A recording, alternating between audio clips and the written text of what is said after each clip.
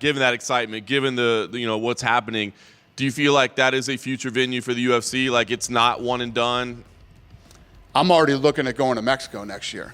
I want to go to Guadalajara next year for Noche. Nice. They're building a new arena there. It'll be done in 25, and yeah, I'll go there. I'm not even thinking about doing Vegas now for Noche. After the way that whole thing went down, just left a bad taste in my mouth. We'll do Mexico. We'll go to Texas. We'll go to Arizona.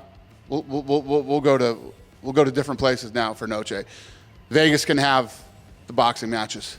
On Saturday, we announced Jon Jones, Stipe Miocic is officially happening. Jon then was seen ringside saying that this is probably the last one. I'm sure there could be negotiations involved, but have you spoke to him about maybe his future after this event? Why speak to him after this event? You got to figure out what's going to happen in this fight. Yeah. See how this fight plays out, and then we'll go from there. Is Tom Aspinall officially the backup for that fight? Yes. Okay. And Tom Aspinall is next in line for anything that happens after this fight.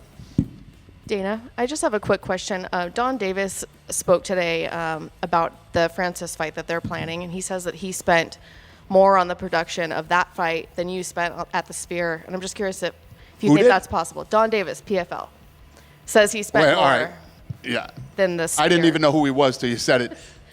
So what did he say? He spent more? He says he's spending more on the production of the Francis fight than you guys spent on the Sphere production. Sounds like a good idea. Anyway. Good for him. Good luck. Hope it all works out. O'Malley announces today he's having hip surgery. And I don't understand how these guys fight with, he has a torn labrum, and then 2 days later they're having surgery. I mean, isn't there a process in place? That's a pretty significant injury. You can't, fight at your best performance if you have a torn labrum, right? I agree. So how do you prevent that from happening where they're supposed to disclose to the commission and they don't do that? You can't.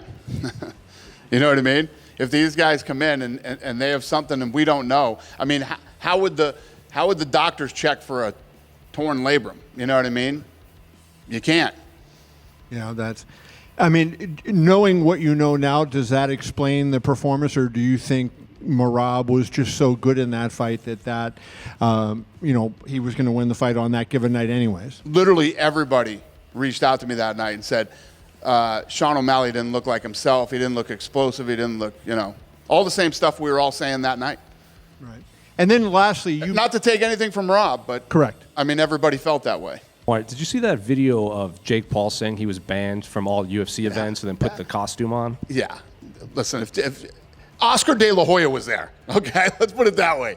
Nobody's banned from the UFC. Listen, that kid knows how to market and do his thing, and all that good shit. But yeah, no, Jake Paul's welcome to come to UFC.